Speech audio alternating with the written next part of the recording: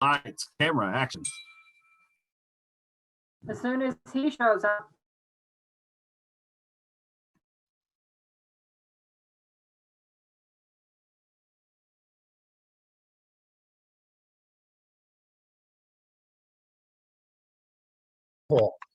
The sensation is so elusive that after time they can't admit that it's There you are. you got it? Okay. So what I'm doing on here is I'm drawing a scale. And on this scale, the N stands for normal. Now your normal you may be getting molested every day. You may be getting beat up every day. You may be getting verbally abused every day. You may be getting praise and glory every day. It doesn't matter what's happening in your life. Each person begins from wherever they're at. And that's the normal. That's their normal. Okay. So no matter what your circumstances are, you begin at your normal. And over here, we're going to put an E here. This is euphoria. Okay. And what happens for us is we take a drink or a drug and we go from feeling normal to a euphoric feeling, right? That's the way it happens for us. And then when we come down, we're normal again. Now, here's the thing. As you progress in your drinking and using, the norms change. For instance, when I was a kid, I'd drink and I'd come back and I'd come home and my mom would say, "Were you drinking?" I'd say, No, somebody spilled the beer on me. And not even a year later, I'm hanging out the window. I'm only 13 years old. I'm hanging out the window smoking a joint, So, of course, I never would have done that the year before. So the norms change. And what happens is, as I continue to drink and use, something happens that. Are you still letting people in? Yes. All right. Don't play with it. I didn't. Okay. Done nothing. Now, what happens is this. We go from this normal feeling and we're just falling a little short of this euphoric feeling. Every once in a while we get there, the right combination, but we fall short of it. And now when we're coming down, we don't come down to normal anymore. We come crashing past normal. And the things that we start doing and the way we start living is different than when we started. So our normal is starting to move. Like I shared with you, my first year, I would never dream of doing anything in my apartment, but it wasn't long. And so now, if this is euphoria, we're gonna put this here. We're gonna call this dysphoria. So if this is really, really good, this really, really sucks. Okay. So this is a really horrible feeling. It sucks. And as I continue to drink and use, as the years go by, my norm keeps moving. My norm keeps moving.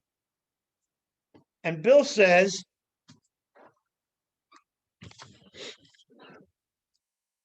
that while they admit it's injurious, they cannot after time differentiate the true from false. To them, their alcoholic life seems the only normal one. So I don't know about you guys, but by the time I crawled into the rooms of recovery, everybody around me was about alcohol and drugs, or I didn't want nothing to do with you. If you didn't drink and use the way I did, I didn't have time for you, unless I could get something from you. So over the years, my life just kept getting worse and worse, and I kept trying to reach that euphoric feeling and never getting it, and always crashing past there. And by the time I got into recovery, this is about where I was. That was my norm. Mm-hmm. That's my truth. That's was true for me. And Bill says that the alcoholic life seems the only normal. Yes. I thought Silk Wars wrote this. No, this is Bill. Opinion? It's the doctor's opinion. He didn't write all of this. This is Bill's talking here. No, this is Dr. Snyder right here. Oh, is this no, part? you're right. I thought that was Oh, no, Silk it is. Wars that wrote all that in This there. is Silk Wars Snyder right here. Yeah. I just asked. You're the teacher. No, but he didn't write all of this. Bill wrote this. His letter is just a short part of it. He wrote a couple letters. But Bill wrote this part here. Men and women drink essentially because they like the effect. That's not the doctor's. Okay. It's in the doctor's opinion because they keep going back to what the doctor said. It's that Dr. Wright, and all of that is in small print. I've always assumed that's Dr. Wright, but he has 2 letters. Okay, you're right. I stand corrected. The doctor writes. So yes, that's Dr. Silkworth saying that. His observation. Yes. He's watched it for years. Well, I said once misleading somebody, man. No. I said Bill, right? Okay, you're right. I love you, bro. Okay, so the doctor says that this is where we wind up, that the only alcoholic life seems the only normal one. He says they're restless, irritable, and discontented unless they can again experience the sense of ease and comfort which comes at once by taking a few drinks which they see others taking with impunity. Now he makes an interesting statement. He says after they have succumbed to the desire again. He doesn't say if. Yeah. He says after they have succumbed to the desire again. So that's kind of a blanket statement that it's going to happen to you. It's not maybe. So after they have succumbed to the desire again,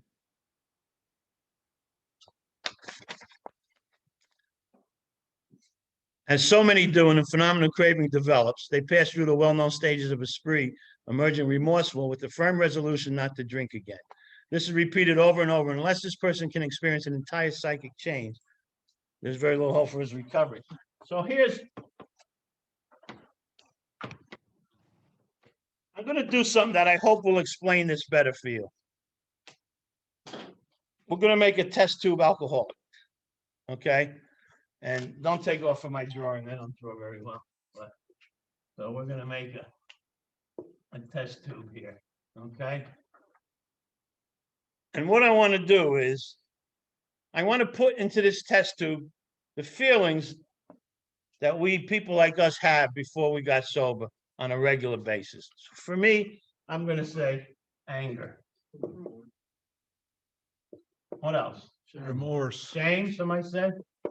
What else? remorse, Shame, remorse. Regret. Despair. Hold on. Despair.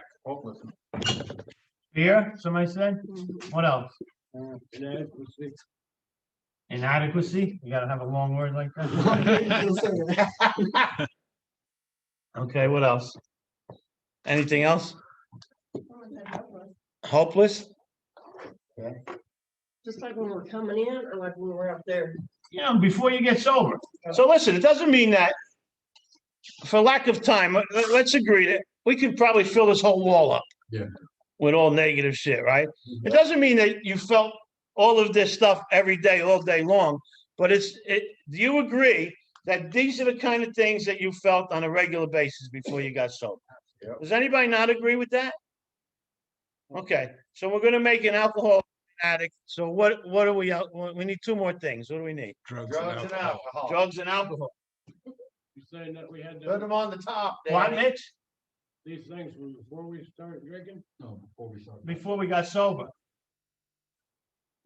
All that stuff is there. No, I already. Before you got sober, this is how you felt, right? Are you with me on that? Is everybody with me on that? Okay. Does that make sense to you guys?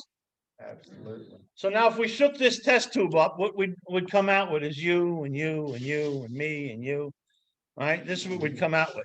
Just a bunch of, because this is what people like us feel on a regular basis. Does that make sense? Yeah. Okay. Now pay attention to this. If you don't hear anything else tonight, hear this. This is very important. Can you guys see this? Okay. Yes, When you come into recovery, this is all you do. You remove the alcohol and the drugs. That's all you do. Like when they talk about how if you got a drunk horse thief, you remove alcohol, you still got horse thief. Yeah. Or whatever. But this is what you got. So you got somebody running around there that's full of anger and shame and remorse and despair and fear and inadequacy and hopelessness. And how long can you go around feeling those things before you medicate that? Because before we got sober, what happened for us is we're feeling this stuff all the time, and we take a drink or a drug, and it numbs this stuff. The problem, though, is when that wears off, it comes back tenfold, right? Gotta have more. And when it comes back tenfold, we wind up in this vicious cycle that the only thing that works is more drugs and alcohol. Yep. That's the only thing that kills the pain. So when we do that, now we come into recovery and we remove the alcohol and drugs, and this is what we got. And that's why Bill says after they have succumbed to the desire again, because he knows how long can you walk around feeling like this before you get loaded. So he says after, he's making a declaration there, after they succumb to the desire again, not if they succumb to the desire again. Does that make sense? Yep. Okay. So now he said, this is repeated over and over, and unless this person can experience an entire psychic change, there's very little hope of his recovery. So what does that mean, an entire psychic change? What does psychic mean? Mental, it's of the mind, right? Psychic is from psyche, the mind. So it's your thinking. So really what he's saying here is, unless you can experience an entire change in the way you think, there's very little hope in your recovery. So I find it interesting because in the middle of this page, in the paragraph that starts with "faced with this problem," the third sentence over says, one feels that something more than human power is needed to produce the essential psychic change.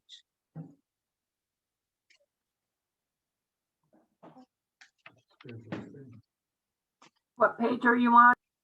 We're on this Roman numeral 29, the paragraph that says on the top of the page, it ends with this is repeated over and over unless this person can experience entire psychic change. There's very little hope of his recovery.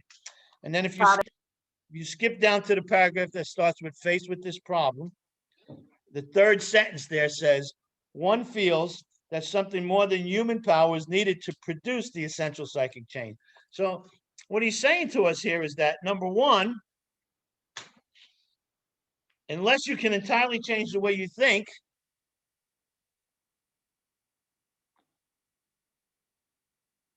you're going to get loaded again. And number two, he's saying that something more than human power is needed to produce that change. Huh? Supernatural. God. So does that, you see where we're going here? That you have to change, entirely change the way you think, but you can't do it by yourself. Something more, and human power, something more than human power is needed. Okay. So anybody got any questions on that? Does that make sense? Yeah, because the sentences before that plainly states the doctor saying it's beyond their wisdom to know what to do for us. Basically, they don't know what to do for us. The hopeless variety. Yeah. You know, I mean, I don't know about you, but I couldn't find no way out. Except this one. No. You have to tap into something more than human power. Exactly. That's the message. Okay. Now it's the bottom of the page. He says, I do not hold with those who believe that alcoholism is entirely a problem of mental control. I have had many men who had, for example, worked a period of months on some problem or business deal, which was to be settled on a certain date favorable to them. And I think we talked about this last week, didn't we? A little bit. Yeah. She was just asking. Yeah, we did. Yeah. Susan. That's right. Okay. So we talked about that last week. So go to the next page, the first paragraph. Is that shit falling out of my? Yeah. There are many situations which arise out of the phenomenon of craving which cause men to make the supreme sacrifice rather than continue to fight. If you know what this is, don't say it. If you don't know what this means, raise your hand. If you don't know what that means. One person in this room doesn't know what that means. Two people. Three. Three. Okay. Four. All right. Oh, man. It means it's talking about people that kill themselves. Okay, I didn't know. Suicide. The supreme sacrifice. So there are many situations which rise out of the phenomenon of craving which cause men to kill themselves rather than continue to fight. That's a pretty powerful statement there. But it's true. Yeah. Even to this day. Now he says the classification of alcoholics seems most difficult and in much detail is outside the scope of this book. Now, right now he's going to give you 5 different types of alcoholics. You might want to mark this in your book, okay? So he said, here's the first one. He said, there are, of course, the psychopaths who are emotionally unstable. We're all familiar with this type. They're always going on the wagon for keeps. They are over remorseful and make many resolutions, but never a decision. That's the first type of alcoholic. The second type of alcoholic is there's the type of man who is unwilling to admit that he cannot take a drink. He plans various ways of drinking. He changes his brand or his environment. The third type of alcoholic is the type who always believes that after being entirely free from alcohol for a period of time, he can take a drink without danger. The fourth kind is the manic depressive type. Page we on? What page? We're on page Roman numeral 30. XXX. Triple X. There is the manic depressive type who is perhaps the least understood by his friends and about whom a whole chapter could be written. So those are 4 types. Then there's the 5th type of alcoholics. There's the type entirely normal in every effect except in the effect alcohol has upon them. They're often able, intelligent, and friendly people. So that's 5 different types of alcoholics that he's describing there. You may be 1 or 2 or 3 or 4 or all 5 of those. And and it's possible you're a different type also. But this pretty much covers the spectrum when it comes to alcoholics, okay? But here's the interesting thing. The last one, he says, they could be able, intelligent, friendly people, right? So I always use the analogy, let's say Mitch, we're all up in the woods, okay? In a nice this type of year, and we're in a nice log cabin, and we got a wood burning stove burning nice, and everybody's around the wood burning stove keeping warm. And Mitch comes in and says, "Everybody, watch out! I'm going to touch the fire, and I'm not going to burn myself." And we say, "Mitch, don't be silly. If you touch the fire, you know you're going to burn you." "No, I won't." And he puts his hand on the fire, and he burns himself real bad, and Lynn's got to take him to the hospital. And the next night, we're up in the log cabin, and we got the wood burning stove going, kicking us a nice fire. And here comes Mitch with his hand all bandaged up, and he says, "Everybody, step aside." He says, "Watch this. Tonight I'm going to touch this, so I'm not going to get burned." We say, "Come on, Mitch. You know you're going to hurt you." "No, I'm not." He puts his left hand in the fire, burns the shit out of himself. Lynn's got to take him to the hospital again. When Lynn takes him to the hospital, I say to Scott, that Mitch is an able, intelligent, friendly kind of guy. But when it comes to wood burning stoves, he ain't got a damn bit of sense. That's good. Because the truth of the matter is, Mitch is an able, intelligent, friendly kind of guy. But when it comes to alcohol and drugs, he ain't got a damn bit of sense. Yeah, that's for Lenny too. I like it when you said that about if you showed up and the guys beat you all up and you gave them all your money and said, "See you tomorrow, guys." Yeah. Yeah. Okay. Okay, so even the people that are often able, intelligent, and friendly people are one type of the alcoholic here. Okay, they're normal in all other respects. When it comes to alcohol and drugs, they ain't got a damn bit of sense. Just like when it comes to wood burning stoves, Mitch ain't got a damn bit of sense. And that's as simple as you could make that what he's trying to tell us here. Just, normal in all respects except for that. Now, all 5 of these, he says here, all these and many others have one symptom in common. They cannot start drinking without developing the phenomenon of craving. The phenomenon, as we have suggested, may be the manifestation of an allergy, which differentiates these people and sets them apart as a distinct entity. It has never been, by any treatment which we are familiar, permanently eradicated. The only relief we have to suggest is entire abstinence. And that means of the mind also, entire abstinence, okay?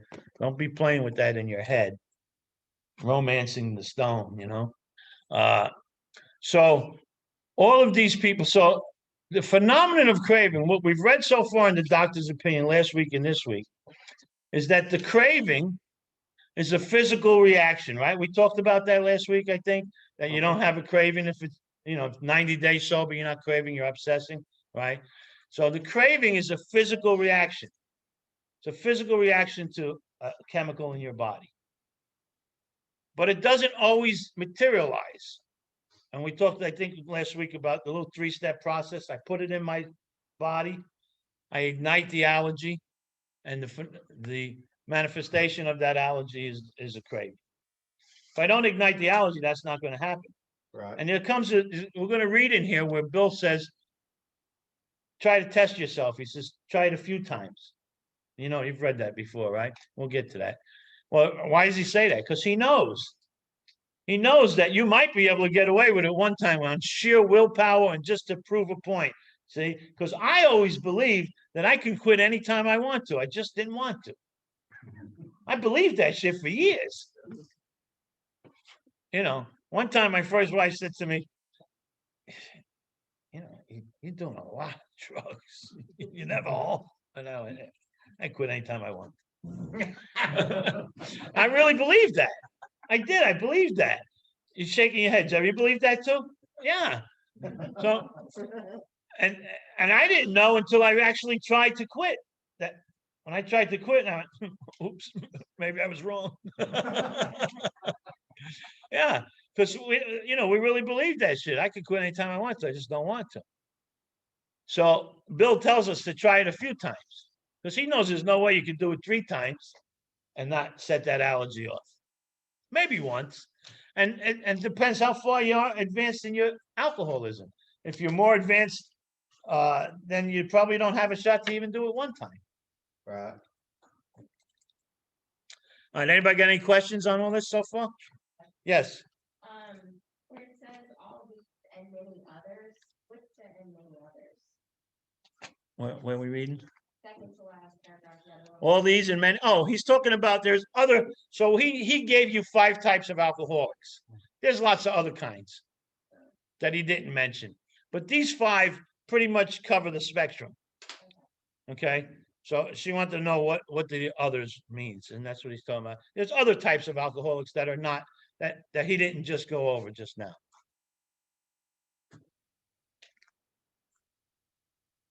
But he's including them also in the ones he mentioned and these other types of alcohols. They all have one thing in common. They develop the phenomenon of craving. Okay, so the only thing that they suggest is entire abstinence. Entire abstinence, also meaning of the mind, not just physical abstinence.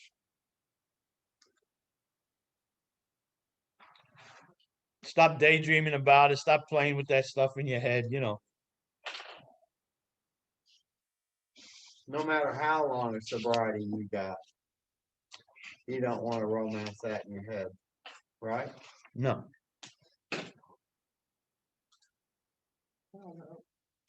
Okay. So now we're on the next page. I think it's what? Roman numeral 31? Yep. He says, what is the solution? Perhaps I can best answer this by relating one of my experiences. About 1 year prior to this experience, a man was brought to be treated for chronic alcoholism. He had but partially recovered from gastric hemorrhage and seemed to be a case of pathological mental deterioration. He had lost everything worthwhile in life and was only living, one might say, to drink. Does that sound like anybody you know? He frankly admitted and believed that for him, there was no hope. I want to stop for a second because this is a pretty harsh example that the doctor's talking about, right? Because back in those days, that's who they dealt with, this type of case. And I want you to understand something very important. And the book even says it. We're going to come to it later, but it says it. That the big book of Alcoholics Anonymous was written to raise the bottom. You understand that? The purpose of this book is to raise the bottom so you don't have to fall to the depths and the despair that these alcoholics did. So if that's true, then you have to understand something.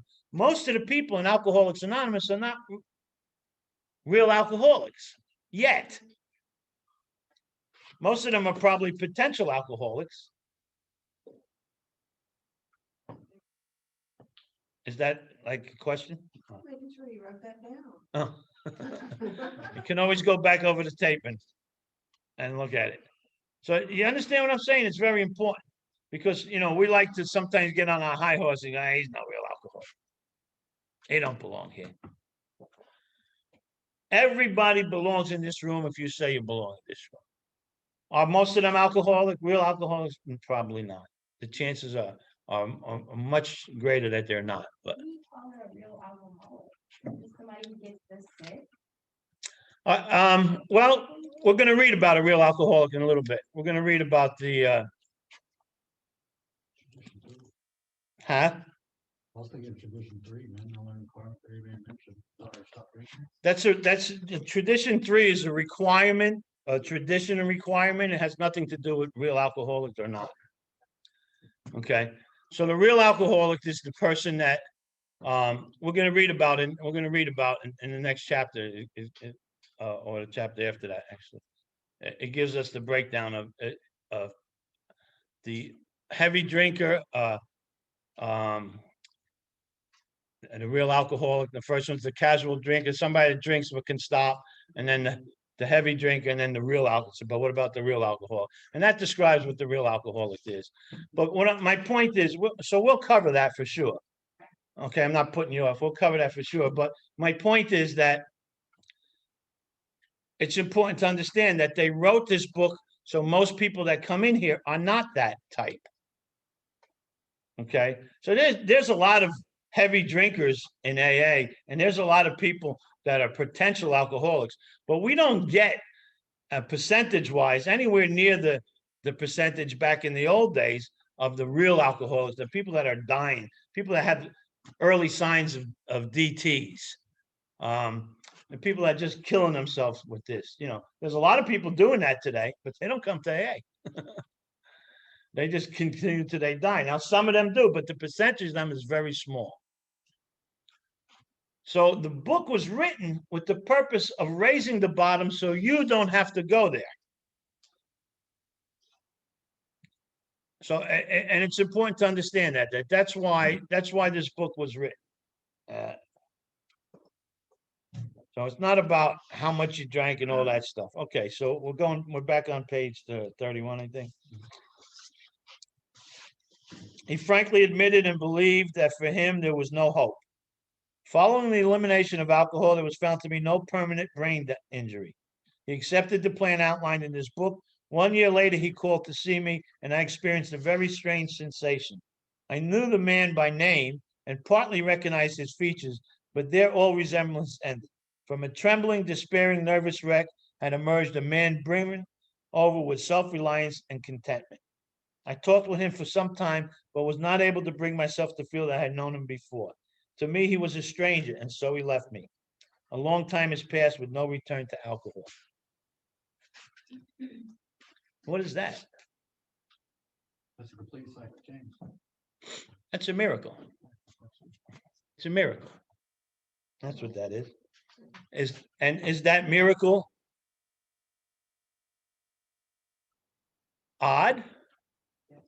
No, not in Alcoholics Anonymous, it's not. In fact, not only is it not odd, it's a promise. Go over to, real quick, go over to,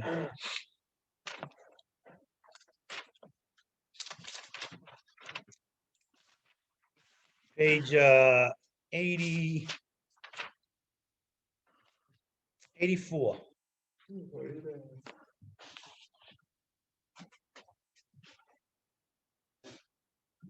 Bottom of the page, 84. And we have ceased fighting anything or anyone, even alcohol. For by this time, sanity will have returned. Well, that's a miracle right there. For we will seldom be interested in liquor. If tempted, we will call from it as from a hot flame. We react sanely and normally. We will find that this has happened automatically. We see our new attitude toward liquor has been given us without any thought or effort on our part. It just comes. That is the miracle of it. That's pretty damn cool. So right there, these are the 10-step promises. So they're promising you a miracle. Remember when we started off in the very first page in the forward to the first edition, it says we recovered from a seemingly hopeless state of mind and body, and I said you are not hopeless. Don't let people tell you how hopeless you are. It only seems that way. That's why it says seemingly. Yes. Okay. Because it just seems that way. You're not really. When we get here, it sure seems like we're hopeless. Yeah, sure. But we're really not. We're really not, because what's waiting for us down the road? I like to read this to new people all the time. What's waiting for us down the road is a miracle. There's a miracle waiting for you. If you're sick and you're suffering and you're dying and you're feeling like you can't even look in the mirror anymore and your life just sucks and you can't stop drinking and you can't stop using and you don't know what to do with yourself, guess what? There's a miracle down the road for you if you just stick here and do the work. Just stay with us and do what you got to do, and you are promised a miracle. What more can you ask for? When I got here, I didn't even care about if you got a miracle for me. I don't care. I just got to get this gorilla off my back. That's all bonus, that stuff. If I get a miracle, I get a miracle. Just help me not to drink and use. But that's the power that this program has to offer you. That's what we're offering you. I tell people, it's like watching somebody and you take them to a buffet. And the buffet is loaded with lobster and filet mignon and prime rib and, scallops and crab and all that. And all the way on the corner there's some crackers and rice. And you're over there pecking with the crackers and the rice. And there's a smorgasbord of the most greatest foods in the world, and you're over there playing with crackers.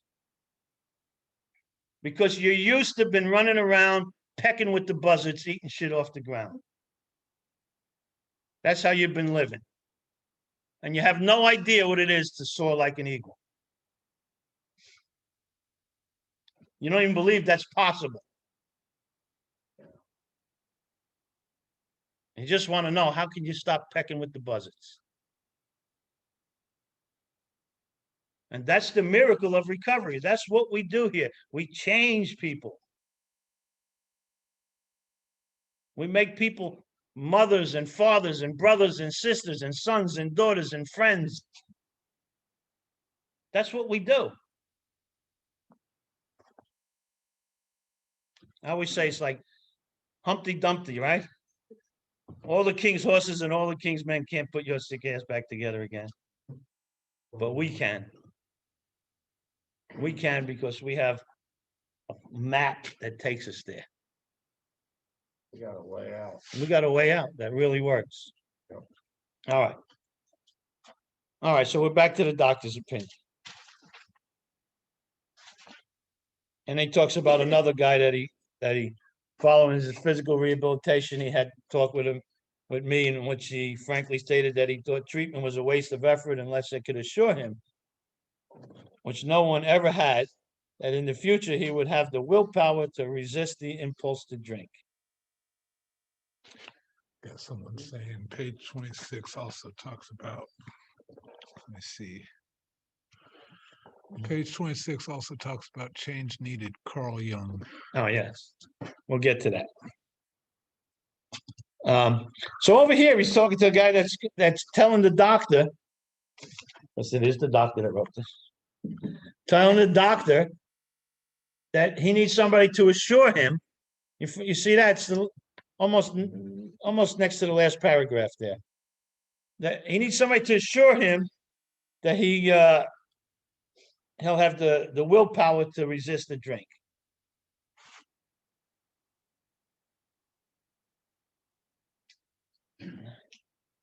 I've been telling people for many, many, many, many years that I promise you, I guarantee you that if you do what this book tells you to do and follow the directions in this book, promise you, your life is going to change well beyond any of your wildest dreams, and you'll never drink and use again, one day at a time. Yep. I 100% guarantee that. Now, here's a guy talking to Dr. Silkworth that wants him to assure him that he'll have the willpower to not drink again. That's all I was looking for when I got. And I've been telling people for over 20 years, 25 years, over that. And if you just do this, I guarantee you, you won't drink and use no more, and your life's going to change. Because that's what they're promising us here. That's what they're offering us. The doctor says his alcoholic problem was so complex and his depression so great that we felt his only hope would be through what we then called moral psychology. And if we even doubted that even that would have any effect. However, he did become sold on the ideas contained in this book. He has not had a drink for a great many years. I see him now and then, and he is as fine a specimen of manhood as one could wish to meet. He became sold. What's the message there? Sold is what means what? Huh? I mean, they bought it. He bought it. He bought into it. He owned. Convinced, Yes. convinced. Convinced. Okay. Good word. Convinced is a good word. But here's something. If I bought something, if I went to the store and bought this, it's mine. It's mine. I take full responsibility for this, full possession of this. It is mine. And I own it. And that's exactly what you have to do with the program of Alcoholics Anonymous. You have to come in here and own this shit. You got to take control of this. You got to own this stuff. We still got 5 minutes, but I just want there's one more sentence here. I earnestly advise every alcoholic to read this book through, and though perhaps he came to scoff, he may remain to pray.